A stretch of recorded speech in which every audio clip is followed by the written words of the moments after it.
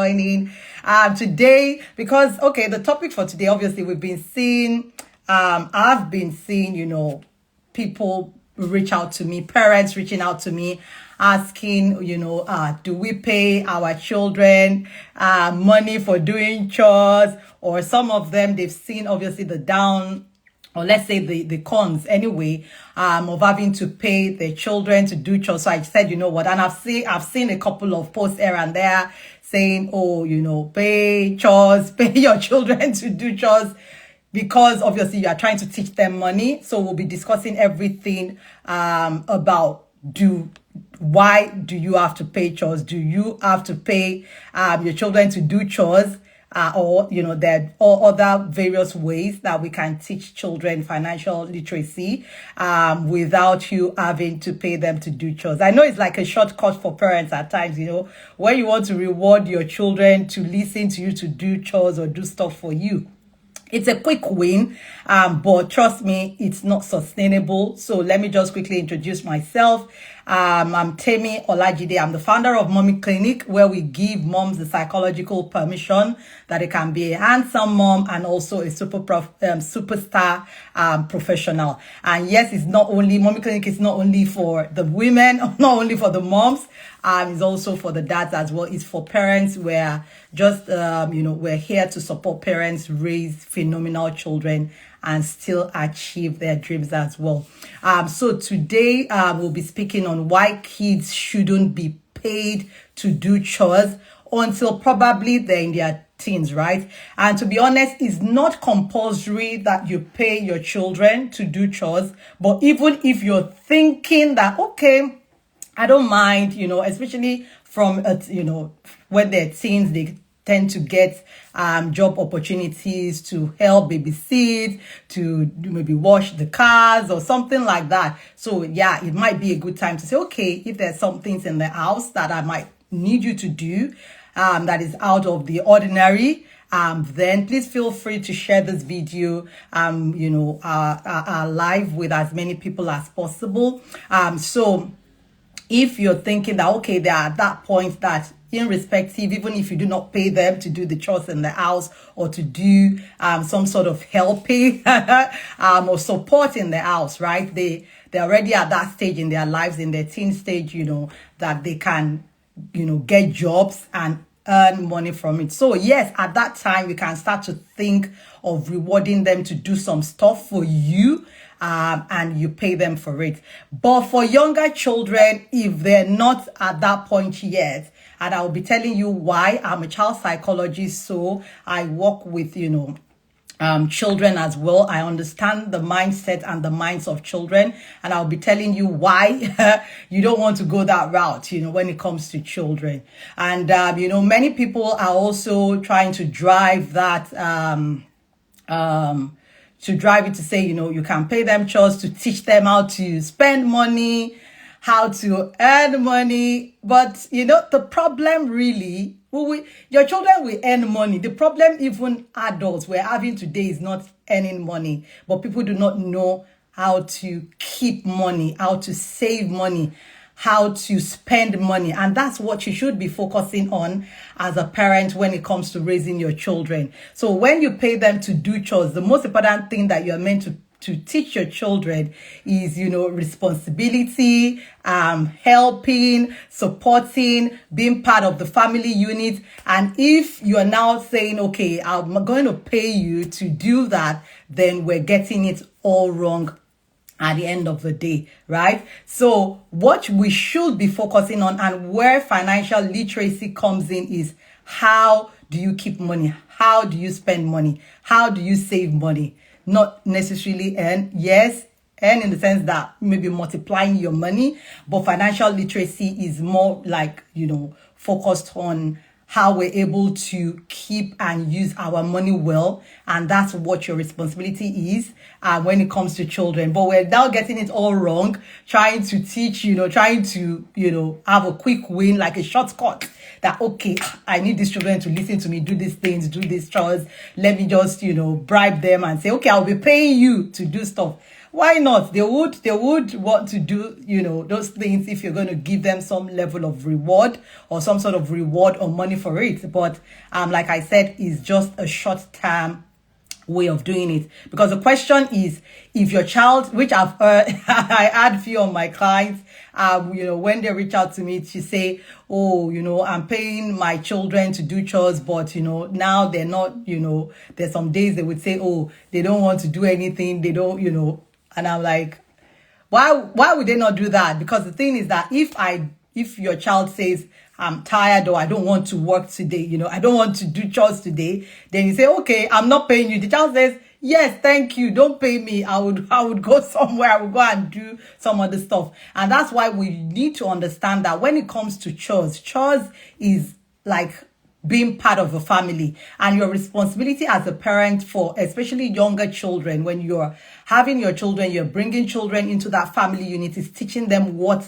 family is all about. Family is about supporting each other. As part of the family, we have our own contribution, we have our part to play. And that's what you should teach when it comes to chores. Why should we do chores as your children? Because you are part of the family, and that's your own contribution as part of this team, right? So I'll be sharing quick reasons, on why you should not pay your children to do chores for you. So number one is, they would start to have like less motivation to help, because the reason why they do chores, because we're all doing something together, is teaching them that you're part of this family system. You should be able to render some help. You should be able to help do some stuff. You should be able to tidy your room. You should be able to wash your plates. You should be able to clean the house. But if you're like attaching that to them being rewarded, even I don't even succumb, it's not even only money, even rewarding children for doing what you are meant to, what they're meant to do as part of the family. Even if you're saying you would give them biscuits, you give them sweet, oh, what, when you wash your plate, I will give you Ribena, or I will give you Coke. Even for older children, you shouldn't just say, oh, because I want you to do something, then you reward them, especially do something that they're meant to do. So it's another thing, if a child has done maybe consistently over like a week or 2 weeks, that you don't have to repeat, you don't have to repeat to tell your child, to do something. They just take initiative and they do something. Then you can reward for taking initiative, because it is unique, right? It's not their responsibility to take initiative, but it's because they are learning, and it's part of the learning that, okay, I'm taking initiative to take this step or to take this decision. Then you can say, okay, I would reward you because consistently over this past few weeks, you've taken initiative to do your chores at the right time. You've laid your bed at the right time. You've listened, mommy or daddy, we didn't have to repeat ourselves, then you can reward, because it's an exceptional thing that they're doing. But for you to reward a child because they've laid their bed, right? Or because they've washed their plate, that is not how you teach rewards, right? It's you communicating why they need to do those, those type of things to be part, like I said, being part of the family system. So if you're paying a child to do their chores, they will be less motivated to help. Like I told you, a few of my clients, the children would, the few moms that reach out to me, that their children do not even want to do anything the days they don't want to do, like, don't pay us. I'm like, that is how it works. Because if I don't want to do stuff, then don't pay me. But when you teach children from a very young age and bring them to the realization that chores is part of what you do as your commitment to the family, as they get older, right? As they get older, I would get to your, very soon. So as they get older, obviously in their teens, a child that has been doing their chores, till their teens, the teen child, older children know that it's part of their responsibility to the home, that they need to do chores and do some certain things, right? So at that time, even if you are now saying, okay, I want to pay you to do maybe wash my car or clean the whole house on the weekend, and I'll pay you, they already understand. It's now that you are now teaching them values, that if you're bringing extra value to this home, then you can be rewarded for it, right? But for younger children, their brain does not work like that. At that time, they do not understand, let's say, the concept of helping and money, because what they will be thinking is that, okay, before I can help you, you need to give me money. And they're like, mommy, money, give me something. Or would you give me biscuits if I do this? Or would you give me this if I do this, right? So it's your responsibility to start to let them know that, it's part of the family system to help each other. You do not expect something in return for helping. And that's why we see many children nowadays that they don't want to help their parents. They don't want to help do anything, because many of us are getting it all wrong and trying to attach some level of reward, like bribing. If you do this, I'll give you this. So if you continue to do that, trust me, in the long run, you'll just have older children that are just in the house. They're not willing to help you because they're already used to the fact that you need to give them something. At that time, you're not saying, oh, at your age, you should be able to do this. Must I always reward you for this? Must I always pay you for this? But that's what they've been used to, that you need to bribe them to get them to do something. And it's not sustainable. And that is not how we teach children to help. So even if they see somebody that is in trouble, outside, for example, they'll be thinking, okay, they need to be rewarded to help people. It doesn't come into them, into their minds that they need to help without being rewarded to help. So at this stage, you start to teach help rather than teaching, them some sort of reward system just to get your own, maybe because you want to get them to listen to you. Then we've observed that when you also try to pay children to do chores, right? They feel entitled because they're like, if you do not give me my money, give me my money. If you don't give me my money, I'm not doing nothing, right? So at this stage, what you want to teach children is that you don't have to, you don't have to expect something before you do anything, right? You should be able to do something, right? Rather than thinking, before I can do a task for you or contribute to this family, or before I can listen to you as my parent, you need to give me something. I can't do anything in this house without being given something or being rewarded for something, which ties to the first one. So the first one is less motivation to help. So help is different from being entitled. Like, before I do anything, you have to give me anything. I can just not do anything if you do not give me anything, right? And the another one is, for younger children, it does not teach them about money, right? If you're thinking that if you pay a child to do chores for you, to do, maybe wash their plates, clean or brush the floor, and it's not only even money, some of you give bribe, drinks, biscuits, sweets, just is the same thing. So let's also calm down, because some of you would say, oh, I don't give them money.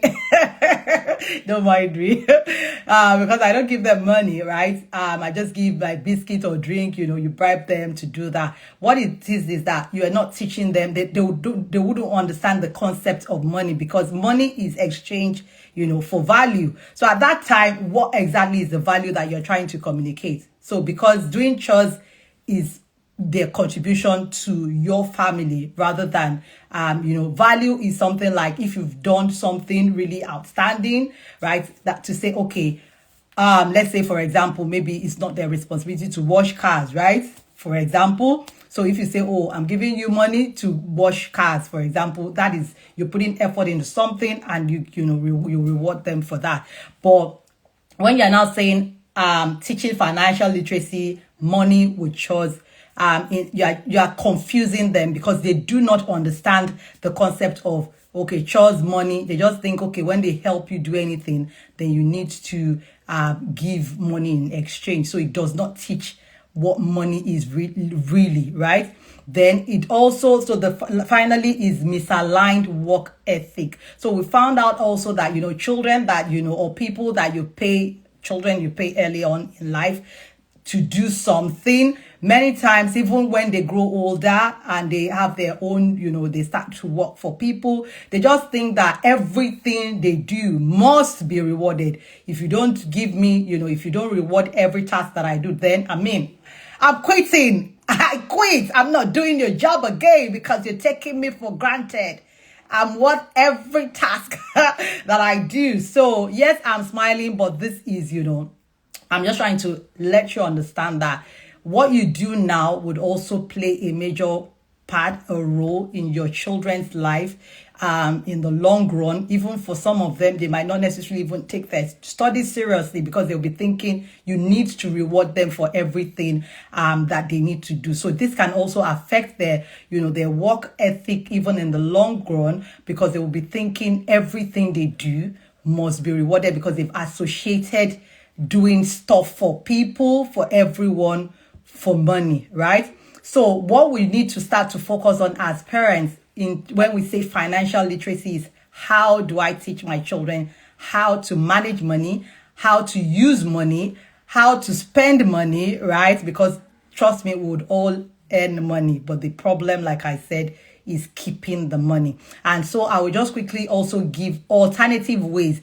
So yeah, I don't just tell you this is not good for you. I tell you what other ways that they're good for you, that can be good for you and your children. So alternative ways to teach financial literacy. So if our goal, like they said, is to teach our children how to use, make do of their money, then you should be thinking, how do I teach my children how to save money, how to spend money? So that's where, piggy banks come into place. So have a piggy bank for your younger children. If somebody gives them money, or if, let's say, for example, there's an allowance, which also allowance comes with an age. It's not, you don't give your 3 years old allowance, for example. Maybe from like age 7, you can begin to give some sort of allowances, right? So it's having a piggy bank to say, at least for the younger children that do not have allowances, for example, if they give them money, this is where you save your money, you keep it, you don't just spend the money.